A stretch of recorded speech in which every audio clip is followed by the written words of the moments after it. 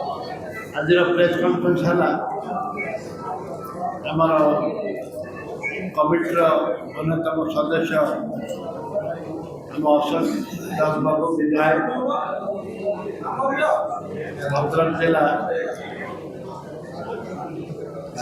बाजेपुर विधायक महोदय एवं जिला सभापति महोदय सेवादल मुख्य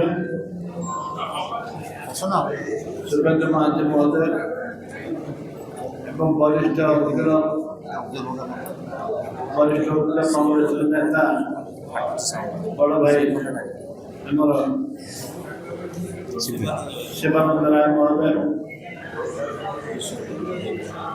ईश्वर जेना महोदय मंचस्थ समस्त भाई मैंने तथा भौरी सामाजिक बंधु मान गोटे कथा कहूँ हमें संविधान बचाओ डॉक्टर आम्बेडकर चेयरमैन संविधान तैयारी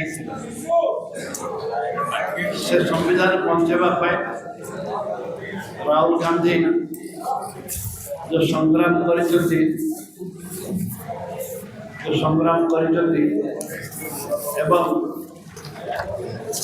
संविधान बचिले आम समस्ते बचा आज चतुर्थ स्तंभ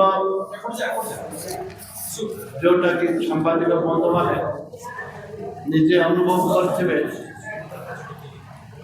संविधान बचुची कि नहीं एवं संविधान को ध्वंस करने मोदी सरकार जो प्रयास कर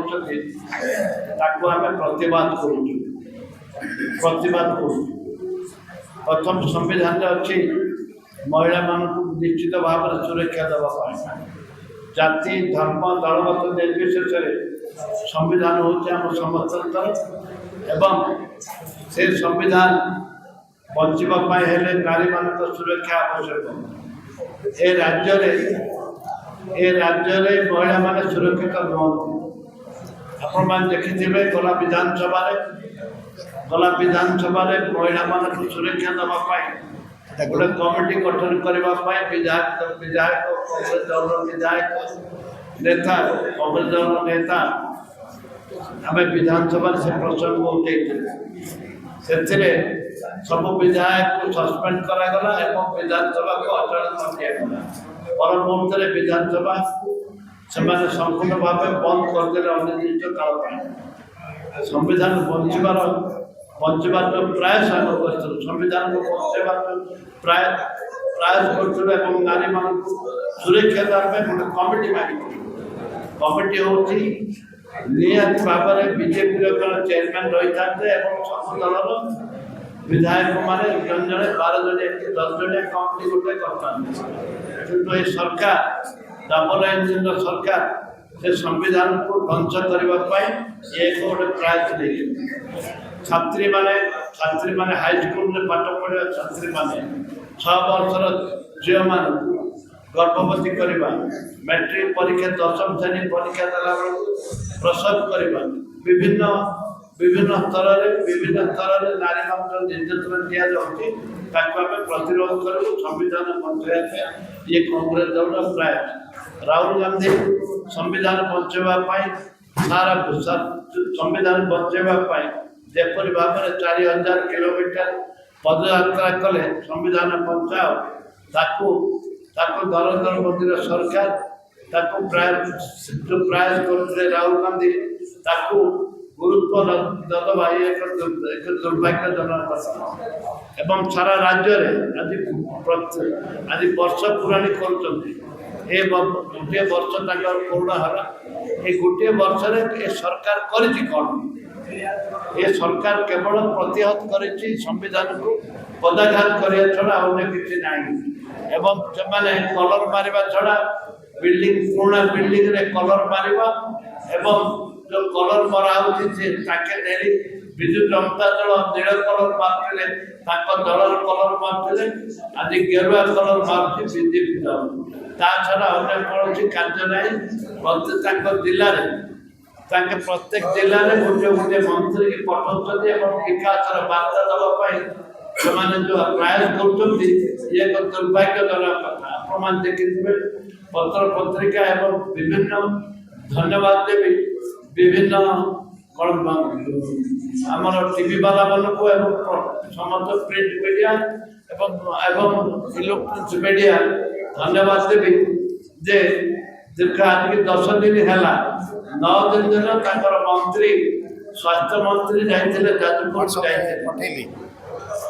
ଯାଜପୁର ଯାଇଥିଲେ। ତା ପୂର୍ବରୁ ଆମେ ବାରମ୍ବାର ମୁଁ ଏବଂ ମୋ ଦଳ ବାରମ୍ବାର ଡିମାଣ୍ଡ କରିଛନ୍ତି ମୁଖ୍ୟମନ୍ତ୍ରୀ ଯାହାକୁ ସେ ଅଞ୍ଚଳକୁ ଖାଲି ପ୍ରତ୍ୟେକ ଜିଲ୍ଲା ଯାଇ ବିକାଶର ବାର୍ତ୍ତା ଦେଉଛନ୍ତି। କିନ୍ତୁ ଦୁର୍ଭାଗ୍ୟ ଯେ ଯୋଉଠି ଶହ ଶହ ହଜାର ହଜାର ଲୋକ ହଇଜାରେ ଆକ୍ରାନ୍ତ ଅଛନ୍ତି ସେ ଅଞ୍ଚଳକୁ ଲକ୍ଷ୍ୟ କରୁନାହାନ୍ତି। ଯାଜପୁରଠୁ ଆରମ୍ଭ କରି ଭଦ୍ରକ ବାରିପଦାଠୁ ଆରମ୍ଭ କରି ବିଭିନ୍ନ ଆଜି ଭୁବନେଶ୍ୱରରେ ମଧ୍ୟ ହଇଜା ଆଜି ଚାରିଆଡ଼େ ପ୍ରଭାବିତ କରୁଛି। ଚାରିଆଡ଼େ ଆଜି ହଇଜା ଭାବରେ ବ୍ୟାପୁଛୁ କିନ୍ତୁ ସରକାରଙ୍କର ପଦକ୍ଷେପ କିଛି ନାହିଁ।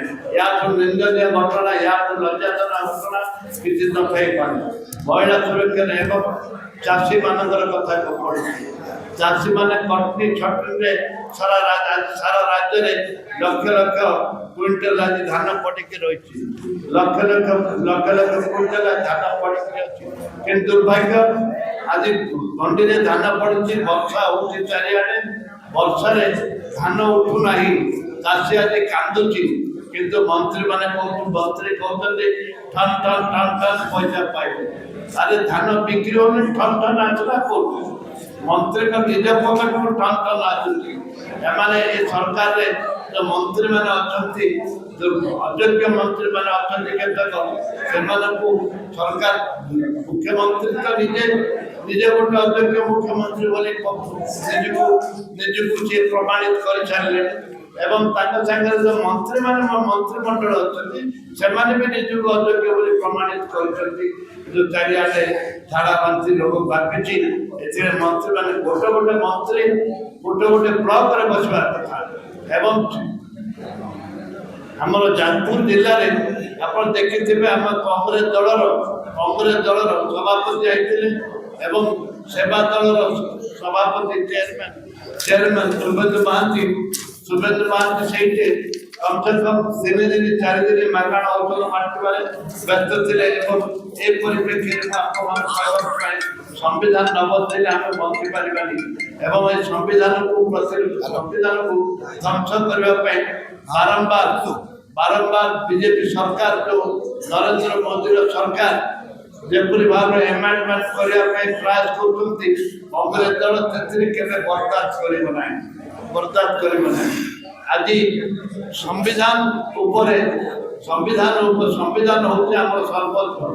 ଆମ ମେରୁଦଣ୍ଡ ହେଉଛି ଦେଶ ସ୍ୱାଧୀନତା ପରଠାରୁ ସଂବିଧାନ ହେଉଛି ଆମ ମେରୁଦଣ୍ଡ। ଯଦି ମେରୁଦଣ୍ଡ ନଥିବ ତାହେଲେ ଚାଲିପାରିବେ ନାହିଁ। ଯଦି ସଂବିଧାନ ବଞ୍ଚାଅ ନିଜ ଆଦର୍ଶରେ ସଂବିଧାନ ବଞ୍ଚା ଆଦର୍ଶରେ ଏବଂ ଦୀର୍ଘ 11 ବର୍ଷ କାଳ କେନ୍ଦ୍ର ଯୋଉ ମନ୍ତ୍ରିମଣ୍ଡଳ ଅଛି 11 ବର୍ଷ ହେଲା ସମ୍ବିଧାନକୁ ଦୁର୍ବଳ କରିବା ପାଇଁ ତାଙ୍କର ଯୋଉ ଆପ୍ରାଣ ଉଦ୍ୟମ ଚେଷ୍ଟା ଚାଲିଛି ତାକୁ କଂଗ୍ରେସ ଦଳ କେବେ ହେଲେ ବରଦାସ୍ତ କରିବ ନାହିଁ। ଏବଂ ଏ ପରିପ୍ରେକ୍ଷୀରେ ଦୀର୍ଘ 27 ବର୍ଷ ଧରି ନିଜ କାର୍ଯ୍ୟରେ ଯୋଉମାନେ କଂଗ୍ରେସ ଯୋଉ ଚାରିଆଡ଼େ କଂଗ୍ରେସ ସରକାର ଥିଲାବେଳେ ସମ୍ବିଧାନକୁ ବଞ୍ଚେଇ ଲୋକଙ୍କ ସ୍ୱାର୍ଥକୁ ଆଖି ନେଇ ଏବଂ ସାଧାରଣ ଜୀବନରେ ଚାଲିବା ପାଇଁ ଯୋଉ ବ୍ୟବସ୍ଥା କରିଥିଲେ 11 ବର୍ଷ ଭିତରେ ଏ ସରକାର ଆସିଲା ପର୍ଯ୍ୟନ୍ତ ସମ୍ବିଧାନକୁ ଧ୍ୱଂସ କରି ଜୀବିକା ନିର୍ବାହ କରୁଥିବା ଲୋକଙ୍କୁ ପ୍ରତିହତ କରୁଛନ୍ତି। ସେଥିପାଇଁ ଆଜିର ସମ୍ବିଧାନ ବଞ୍ଚାଅ ଆମର ନିଷ୍ପତ୍ତି ହେଇଛି। ପ୍ରତ୍ୟେକ ଜିଲ୍ଲା ହେଡକ୍ୱାର୍ଟର ସମ୍ବିଧାନ ବଞ୍ଚାଅ ମିଟିଂ ହବ ଏବଂ ତା ପକ୍ଷରେ ପ୍ରତ୍ୟେକ ନିର୍ବାଚନ ମଣ୍ଡଳୀରେ ମିଟିଂ ହବ। ତା ସହିତ ପ୍ରତ୍ୟେକ ବ୍ଲକରେ ମଧ୍ୟ ସମ୍ବିଧାନ ବଞ୍ଚାଅ ମିଟିଂ ହବ। ଲୋକଙ୍କୁ ଆମେ ସଚେତନ କରେଇବୁ ଯେ ସମ୍ବିଧାନ ବଞ୍ଚିଲେ ଆମେ ବଞ୍ଚିବା। ସମ୍ବିଧାନ ବଞ୍ଚିଲେ ଯାଇକରି ଦେଶ ବଞ୍ଚିବ। ଆପଣମାନେ ଜାଣନ୍ତି ପାକିସ୍ତାନ 4 ଜଣ ଲୋକ ଆସିଲେ ଜାତି ଧର୍ମ ପଚାରିକିରି ଗୁଳି କରି ମାରିଲେ।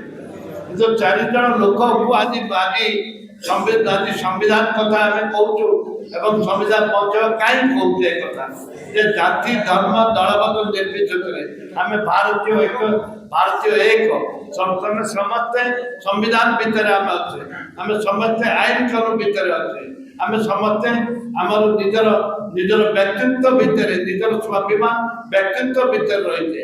ଯଦି ଜାତି ଧର୍ମ ପ୍ରତି ଗୁଳି ମାରିଲେ ସେ 4 ଜଣକୁ ବି ସରକାର କରିପାରିଲେ ନାହିଁ କି ସେ 4 ଜଣକୁ ପ୍ରତିହତ କରିପାରିଲେ ନାହିଁ। କିନ୍ତୁ ଯେତେବେଳେ ଆମେରିକା ଯେତେବେଳେ ଯୁଦ୍ଧ ଆରମ୍ଭ ହେଲା ଯେତେବେଳେ ଇନ୍ଦିରା ଗାନ୍ଧୀ ଥିଲେ ସେତେବେଳକୁ ପାକିସ୍ତାନକୁ 2 ଭାଗ କରିଥିଲେ। ସେତେବେଳେ ବି ଆମେରିକା ପ୍ରେସର କରିଥିଲା। ଆଜି ଆମେରିକାର ଗୋଟିଏ ପ୍ରେସ୍ ଷ୍ଟେଟମେଣ୍ଟରେ ଆଜି ଯୁଦ୍ଧ ବିରତି ଆଜି ଅସ୍ତ୍ର ବିରତି କରିଦେଲେ, ଯାହାଦ୍ୱାରା କି ଜଣା ପଡ଼ିଲା ଯେ ନରେନ୍ଦ୍ର ମୋଦିର ସରକାର ଏ 4 ଜଣଙ୍କୁ ଧରିବା ଦୂରରେ କଥା, ଟ୍ରମ୍ପ ଯିଏକି ଆମେରିକା ରାଷ୍ଟ୍ରପତି କହିବା ପରେ ଯୁଦ୍ଧକୁ ବନ୍ଦ କରିଦେଲେ। ୟାର ଦୁର୍ଭାଗ୍ୟ କିଛି ନାହିଁ। ସେତେବେଳେ ଯୁଦ୍ଧ ଆରମ୍ଭ ପୂର୍ବରୁ ଯେତେବେଳେ ମିଟିଂ ଡାକିଥିଲେ ନରେନ୍ଦ୍ର ମୋଦି ଉପସ୍ଥିତ ନଥିଲେ, ତାଙ୍କ ଦଳର ମନ୍ତ୍ରୀମାନେ ଉପସ୍ଥିତ ଥିଲେ ଏବଂ ସେତେବେଳେ ଖଡ଼ଗେଜୀ ରାହୁଲ ଗାନ୍ଧୀ ସମସ୍ତେ ନିଷ୍ପତ୍ତି ନେଇଥିଲେ ଏବଂ କହିଥିଲେ ସରକାରଙ୍କୁ କହିଥିଲେ ଯେ ଆପଣ ଯାହା ଯୁଦ୍ଧ କରିବା କଥା ଭାଗ କରିବା କଥା ପାକିସ୍ତାନକୁ ବନ୍ଦ କରିବା କଥା ଆପଣ ଆଗେଇ ଚାଲନ୍ତୁ, ଆମେ ଆପଣମାନଙ୍କ ସାଙ୍ଗରେ ଅଛୁ। କିନ୍ତୁ ବିନା ମିଟିଂରେ ବିନା ପରାମର୍ଶରେ ବିନା ଆଲୋଚନା ମାଧ୍ୟମରେ ଯୁଦ୍ଧ ବିରତି ଘୋଷଣା କରିଥିଲେ ଟ୍ରମ୍ପ ଘୋଷଣା କଲା ପରେ ଆଜି ଭାରତ ଦେଶର ପ୍ରଧାନମନ୍ତ୍ରୀ ଯୁଦ୍ଧକୁ ବନ୍ଦ କରିଦେଲେ। ଇଏ ସମ୍ବିଧାନ ବିରୋଧୀ, ଇଏ ଅନ୍ୟାୟ ଅତ୍ୟାଚାରକୁ କେବେ ହେଲେ କଂଗ୍ରେସ ଦଳ ବରଦାସ୍ତ କରିବନି। ସେଇଥିପାଇଁ ଆମେ ପ୍ରତ୍ୟେକ ବ୍ଲକଠୁ ଆରମ୍ଭ କରି ପ୍ରତ୍ୟେକ ଜିଲ୍ଲାରେ ଆମେ ସଭା ସମିତି କରିବୁ। ସମ୍ବିଧାନ ବଞ୍ଚାଅ ଡାକରା ଦେଇଛନ୍ତି ଆମ କ୍ରାନ୍ତିକାରୀ ସଭାପତି ଭକ୍ତଚରଣ ଦାସ ନିର୍ଦ୍ଦେଶରେ ଆଜି ପ୍ରେସ୍ ମିଟ୍ ହେଉଛି ଏବଂ ଭକ୍ତଚରଣଙ୍କ ନିର୍ଦ୍ଦେଶରେ ଆଜି ଏ କାର୍ଯ୍ୟକ୍ରମ ଚାଲୁଛି।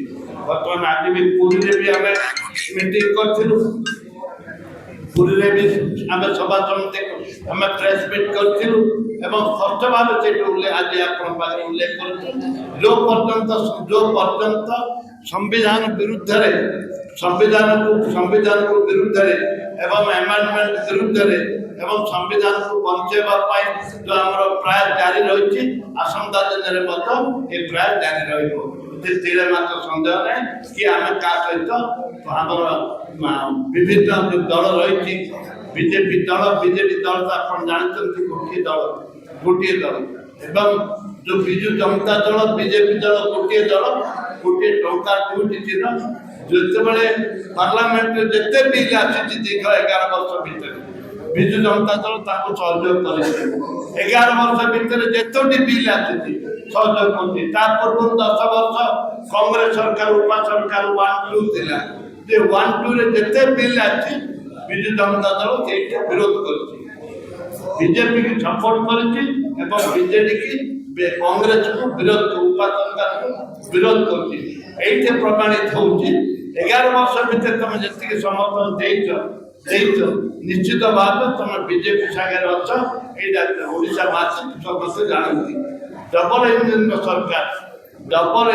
সরকার जोटा कि आम दुर्भाग्य आज जो मंत्रिमंडल अच्छा विधायक मान अच्छा विकास कथा कहते निजर विकास खाली हाउ हाउ हाउ होती खावाई हाउ हाउ होती भोट मिल भोट कौन करेंगे खाली सेकेंड आप सेक्रेटरी को मंत्री नथिबे कोई मंत्री नथिबे कई नथिबे सरकार गोटे चालू सरकार ए सरकार विरुद्ध जनता आज भी निर्वाचन हेले गोटे एमएलए 20,000 30,000 40,000 भोट हारे जदि एमपी गोटे लक्ष्य भोट हारे ए परिस्थिति आज सरकार अच्छी बहुत संख्यार सामाजिक बंधु समस्त धन्यवाद नमस्कार जय जगन्नाथ।